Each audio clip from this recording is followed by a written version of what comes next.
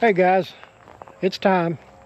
I don't know if you seen my video last week, but if you did, you know that I was cutting trees, and I was actually working on a pine tree that's dead. It's been dead for years and it's extremely brittle, and I started cutting the limbs out of it, and I was going to try to take it down from the top, but it started to scare me really bad because it was moving a lot. I mean, just cutting the branches out, it was moving. So I decided to put a cable up in it, and I'm going to cut it halfway in two and pull it down with my skid steer or the excavator one. I'm not sure which one I'm going to use, but it's probably a good thing I decided to do it this way, because I just flew my drone up and checked the height on it, and it's actually 65 feet high, so I wouldn't have been able to reach far enough to do any good anyway, because the lift I had was only 45 feet. But like I said, I've got a cable up in it about, it's right at about 40 feet up. So I'm going to get up on the hill above it, and then I'm going to cut the tree halfway in two, like I said, and I'm going to try to pull it down without tearing anything up. So we'll just have to see what happens. Okay, like I was saying, there's a cable up in the tree. I don't know if you can see it on camera. It's probably going to be hard to see, but it's 100 foot long, and I've got it ran up the hill here. So my plan is to hook it to this tree right here. I've got a, let's see, where's it at? I've got this shiv block here, and I'm going to hook it to that tree.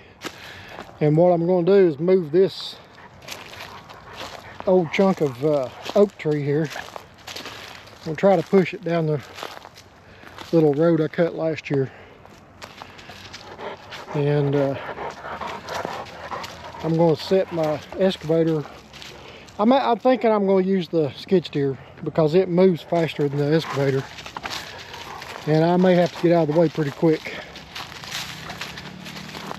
So I'm thinking hopefully I can push it down through there with the skid steer. If not, I'll just push it over the hill right here toward that tree and just get enough to get it out of the way. And I'm going to pull directly between these two trees right here. And this one on the left, the whole top of it's dead, so it'll probably break out. I'm not sure what that thing's going to do because it's brittle. I'll show you right here. This is what scared me so bad the other day.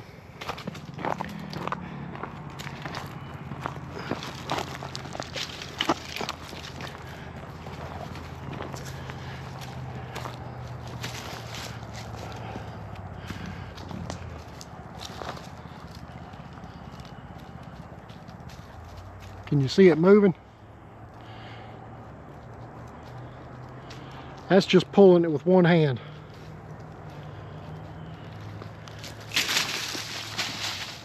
But, you know, like I was saying when I was cutting those branches out, just the pressure that I put on it just to cut a branch out, I looked up and the tree was doing that right there. So that was enough for me to decide to quit. trickiest part to this whole thing is going to be able to get in here without the dogs getting out. Poor old things, they're burned up. It's been really hot today.